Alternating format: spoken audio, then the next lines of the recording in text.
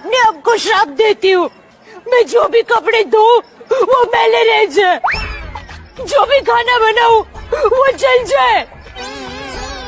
ये दया श्राप अपने आप को दे रही है या हमको?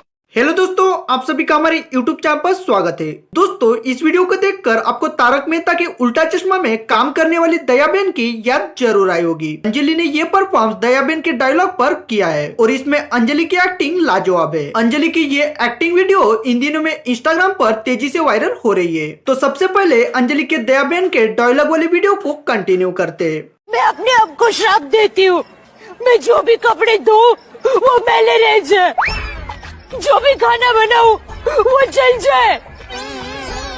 ये दया श्राप अपने आप को दे रही है या हमको? दोस्तों, क्या अंजलि दयाबेन को टक्कर दे सकती है या नहीं, और इस वीडियो में आपको अंजलि की एक्टिंग कैसी लगी ये हमारे कमेंट्स बॉक्स में जरूर बताएं। उम्मीद करते हैं वीडियो आपको पसंद आएगी, तो वीडियो को लाइक कीजिए और चैनल पर नए हो तो हमारे चैनल को सब्सक्राइब जरूर करें। धन्यवाद।